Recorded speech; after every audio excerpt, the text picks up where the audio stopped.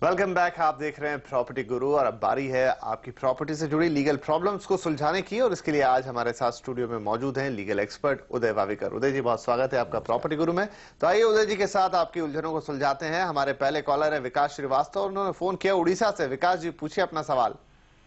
नमस्ते, मैं विकास श्रीवास्तव बोल रहा हूँ उड़ीसा से। जी जी, मेरा सवाल ये है ना कि मेरा एक लैंड है यहाँ उड़ीसा में जो अराउंड 22 एकर्स का बड़ा प्लॉट है जी जी। उस पे हमने जब कंस्ट्रक्शन करने के लिए कुछ डिसाइड किया, तो जब हमने डिगिंग करना स्टार्ट किया तो उसके अंदर से कुछ मिनरल्स निकल रहे हैं।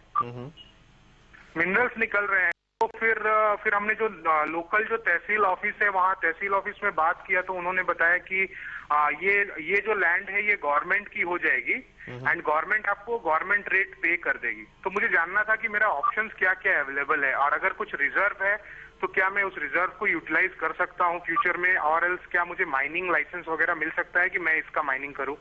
जी विकास जी, बहुत इंटरेस्टिंग सवाल है आपका। जरूर उदय जी, क्या सलाह होगी इनके लिए? ऐसा है कि चाहे सोना निकले या मिनरल निकले, प्रॉपर्टी गवर्नमेंट की होती है। और ऐसा ये नेसेसरी नहीं है कि मिनरल्स के लिए गवर्नमेंट आपका एक्विजिशन कर ले। वो मिनरल्स का आपको लेबोरेटरी से पृथक्करण करना चाहिए। पृथक्करण करने के बाद आप देखिए कि उसका कोई लाइसेंस हो क्या, आप उसको कमर्शियल टर्म्स पे यूज कर सकते हैं क्या। अगर थोड़ा बहुत है और उतना मतलब पोटेंशियल अगर नहीं है, क्योंकि आपको लेबोरेटरी रिपोर्ट लेनी पड़ेगी, पर पोटेंशियल अगर नहीं है तो आप डेवलपमेंट कर सकते हैं। पर आपको डेवलपमेंट अथॉरिटीज की अप्रूवल्स लेनी चाहिए, और ये भी साइंटिफिक रिपोर्ट होना चाहिए कि ये मिनरल्स की माइनिंग की तरह इसका यूज नहीं हो सकता, इतनी पोटेंशियल नहीं है। ये रिपोर्ट आपको एक्सपोर्ट लेनी चाहिए अगर आपको ये डेवलप करना है। तो नहीं करना है और मिनरल्स की सच्ची पोटेंशियल है तो आप लाइसेंस किसिंग के लिए जा सकते हैं, आपका प्राइवेट बिजनेस कर सकते हैं। बाकायदा ये मिनरल्स गवर्नमेंट के एक्विजिशन के लिस्ट में ना हो। जैसे कि आपका अगर सोना मिले, कोई चांदी मिले, जुने जवाहरात मिले, तो वो तो गवर्नमेंट की प्रॉपर्टी होती है। गोल्ड कॉइन्स है तो गवर्नमेंट की प्रॉपर्टी होती है। सिमिलरली जो मिनरल्स की लिस्ट है उसमें आपको जाके देखना चाहिए, एक्सपर्ट रिपोर्ट लेना चाहिए। मगर कई दफा लैंड में क्षार होते हैं, पर एक क्षार ऐसे नहीं होते कि जो माइनिंग के लिए काफी रिक्वायर्ड हो।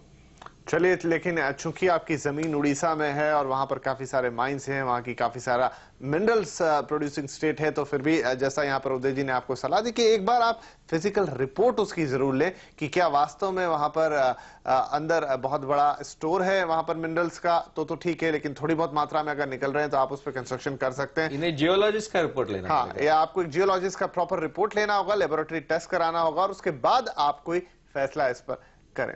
आगे बढ़ते हैं। हमारे अगले कॉलर आ रहे हैं अमरावती महाराष्ट्र से मुरारी लाल जी। मुरारी लाल, पूछिए अपना सवाल। हाँ सर, मेरे बड़े दादाजी के नाम पे एग्रीकल्चर लैंड है थी, वो फिर बाद में उनके देहांत के बाद दादाजी के नाम पे हुई, बाद में फिर हमारे पिताजी भाइयों के नाम पे हुई, बाद में फिर हमारे नाम पे हुई। हम सब ने मिलके उसे 2 साल पहले बेच दिया है। अब मैं लैंडलेस हूँ, तो मैं उस बिना के ऊपर मैं एग्रीकल्चर लैंड खरीद सकता हूँ क्या? जी हाँ, तो जरूर यहाँ पर आपकी उलझन को दूर करते हैं उदय जी। कैसे मुरारीलाल जी, आप एग्रीकल्चरिस्ट करके रजिस्टर्ड है मुरारीलाल जी? हाँ, मैं एग्रीकल्चर, मेरे दादाजी थे, मेरे दादाजी के बाद मेरे दादाजी के नहीं, वो आप है क्या रजिस्टर्ड? हाँ, मैं था, मेरा नाम था ना, मैंने भी सही करके बेचा है ना वो लैंड। बेचने से आप रजिस्टर्ड नहीं होते, आप हेरिडिटरी लैंड है, एग्रीकल्चर लैंड है, इसमें कोई सवाल नहीं। मगर आपको भी एग्रीकल्चरिस्ट करके रजिस्टर करना चाहिए और आपको इजीली रजिस्ट्रेशन मिल जाएगा गवर्नमेंट के पास, और फिर आप कोई भी एग्रीकल्चर लैंड एग्रीकल्चर के लिए ले सकते हैं। और आपको रजिस्ट्रेशन की जो भी प्रक्रिया है वो करनी पड़ेगी। अच्छा, रजिस्ट्रेशन की प्रक्रिया करनी पड़ेगी। हाँ जी, हाँ सर, उदय जी बोल रहे हैं ना? हाँ जी, हाँ सर, मैं आपका हमेशा कार्यक्रम देखते रहता हूँ, इसलिए मैंने आपको बहुत धन्यवाद। धन्यवाद सर, थैंक यू। चलिए, तो यहाँ पर उदय जी, हमारी तरफ से भी आपको धन्यवाद। और अक्सर हमारे दर्शक आपसे जानना चाहते हैं उनकी उलझनों के बारे में, और उदय जी लगातार यहाँ पर प्रॉपर्टी गुरु पर आते हैं और आपकी उलझनों को दूर करते हैं। और आज फिर हम उसी सिलसिले को चला रहे हैं। तो अब इस सिलसिले में आगे बढ़ते हुए अपने अगले कॉलर को लेते हैं, जो कि गुड़गांव से है, दीपक शारदा। दीपक, सवाल पूछिए। जी sir, actually I have purchase a property in Bhiwadi location. तो वो मैंने अभी इनिशियल अमाउंट हमने पे कर दिया है 1,10,000 का जी। But we have not sign the agreement.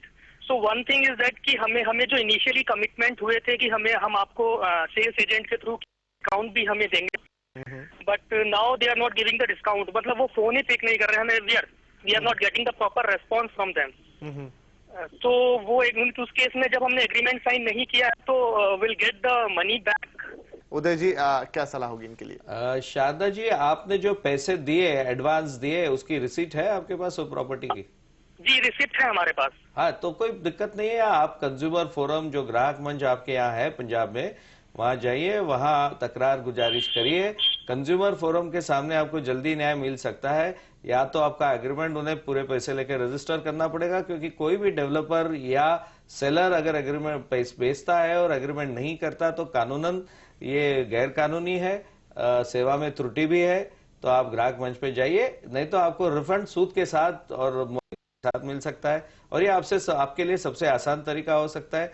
वैसे आप सिविल कोर्ट में भी सिविल डैमेजेस के लिए सूट फाइल कर सकते हैं। चलिए, तो शारदा जी आपके लिए आसान सलाह यही होगी कि आप कंज्यूमर कोर्ट में जाके इस मामले को दाखिल करें, जहां आपको जल्दी न्याय और आपका जो नुकसान हुआ है उसकी भरपाई आपको जल्द से जल्द हो पाएगी। और यहाँ पर वक्त हो गया एक छोटे से ब्रेक का, लेकिन ब्रेक के बाद भी सवाल जवाब का सिलसिला जारी रहेगा। आप कहीं मत जाइए, हम तुरंत हाजिर होते हैं इस छोटे से ब्रेक के बाद।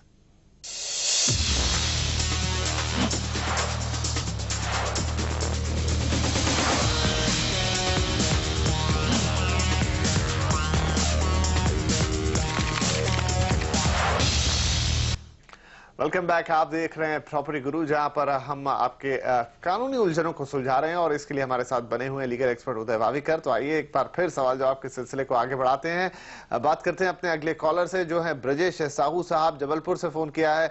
साहू साहब पूछे अपना सवाल। मेरा सवाल ये है कि क्या रजिस्टर्ड विल को प्रोवाइड कराना जरूरी है, और यदि है तो टाइम पीरियड और प्रोवाइड करने की क्या प्रक्रिया है? जी उदय जी, बहुत ही अच्छा सवाल है कि लोग ऐसे सोचते कि रजिस्टर्ड विल हो गया तो हो गया। कहते हैं मियाँ बीबी राजी तो क्या करेगा काजी। रजिस्टर्ड विल आप अगर करेंगे और उसके बाद लोग आपको ऑब्जेक्शन नहीं करेंगे तो उसकी प्रोवेट जनरली करते नहीं लोग, मगर कानूनन प्रोवेट करना बहुत जरूरी है। क्योंकि जब तक कानूनन आप कोर्ट के सामने जाके आपका विल प्रूव नहीं करते, जिसे प्रोवेट प्रोसेस कहते हैं, वो प्रोसेस आप नहीं करते तो वो विल रिकॉग्नाइज नहीं होता है, लागू नहीं होता है, विधि के अनुसार लागू नहीं होता है। तो आपके ये जरूरी है कि, और ये प्रोवेट जनरली शहरों में प्रोटो नोटरीज ही करते हैं, आपको कोर्ट में जजेस के सामने जाने की नहीं जरूरत पड़ती। मगर किसी ने उसको चैलेंज किया तो उसका दावा बन जाता है, सूट बन जाता है बिल्कुल, और फिर आपको उसे कंटेस्ट करना पड़ता है, दावे को लड़ना पड़ता है, और दावे के लड़ने के बाद ही उसका निर्णय आता, तब उस विल के ऊपर अमल हो जाता है। चलिए, तो यहाँ पर सलाह यही कि आप भी जाए जल्दी से अपने विल को प्रोवाइड कराएं, ताकि किसी प्रकार का कोई दावा अगर कर देता है, उसको चैलेंज कर देता है, तो आपको कोई तकलीफ, कोई दिक्कत ना हो। और अब हम लेंगे एक ईमेल जो आया है दिल्ली से, आनंद कुमार ने भेजा है, और ये सवाल पूछते हैं कि इनके साले साहब की दिल्ली में एक प्रॉपर्टी है और उनके पास उसकी पावर ऑफ अटर्नी है। उन्हें वो जमीन मेरी पत्नी को गिफ्ट करनी है, यानी इनकी पत्नी को देनी है, तो वो कैसे कर सकते हैं और कौन से दस्तावेज इसमें जरूरी होंगे? साथ ही गिफ्ट डीड के लिए क्या स्टाम्प ड्यूटी देना जरूरी होगा? उदय जी, इनके सवाल में काफी जो हमें इंफॉर्मेशन देनी थी वो नहीं दी इन्होंने। पहले तो सवाल ये उठता है कि वो प्रॉपर्टी नाम पे है, म्यूटिनी कार्ड पे, प्रॉपर्टी किसके नाम पे? केवल पावर ऑफ अटर्नी को वो प्रॉपर्टी बेचने की हक दिया गया है या नहीं दिया गया, ये पावर ऑफ अटर्नी भी देखनी पड़ेगी। और वो पावर ऑफ अटर्नी जब भी प्रॉपर्टी बेचता है तो उसको जिसके नाम पे पावर ऑफ अटर्नी, उसकी एनओसी, उसका कंसेंट भी तो लेना पड़ेगा। तो पावर ऑफ अटर्नी है आपके पास तो आप किसी के बिहाफ एक्ट करते हैं, आप ये नहीं कि आप सब कुछ कर सकते हैं। तो ये सब चीजें देखनी पड़ेगी। आप कोई विधि सलाहकार का, वकील का सलाह ले लीजिए, सारे डॉक्यूमेंट उसको जांच पड़ताल करनी पड़ेगी, उसके बाद ही कहेंगे। नहीं तो आप कहेंगे कि मुझे सरदर्द हो रहा है, एनासिन दे दो, और पता चले आपको ब्रेन हेमरेज है, तो सिटी स्कैन आपको जरूर करना पड़ेगा। चलिए, तो यहाँ पर सिटी स्कैन आपको जरूर करना होगा और आपको सारे लक्षण भी बताने होंगे। तो एक बार आप किसी योग्य वकील से आप सलाह कर लें, या फिर अगर आप हमसे भी पूछना चाहते हैं तो कुछ और डिटेल्स के साथ हमें दोबारा ईमेल करें, ताकि हम आपकी बात को बेहतर तरीके से समझ पाए। बहरहाल, एक और ईमेल हमारे पास आया है पुणे से, शैलेश पारेख साहब ने भेजा है और ये पूछना चाहते हैं कि ये पुणे में रीसेल में एक फ्लैट ले रहे हैं और बिल्डर को इन्होंने 2 लाख रुपए बिल्डर इनसे मांग रहा है एनओसी के लिए। तो क्या इस तरह से बिल्डर का एनओसी के लिए 2 लाख रुपए मांगना जायज है? बिल्कुल गैर कानूनी है। आप पुणे में ग्राहक मंच बहुत ही सक्षम है। आप ग्राहक मंच यानी ग्राहक कोर्ट के सामने, कंज्यूमर कोर्ट के सामने आपकी तकरार गुजारिश करें। इसे अनुचित व्यापारी प्रथा हम कहेंगे, जिसे हम unfair trade practice section 21R के तहत कंज्यूमर प्रोटेक्शन एक्ट की करते हैं।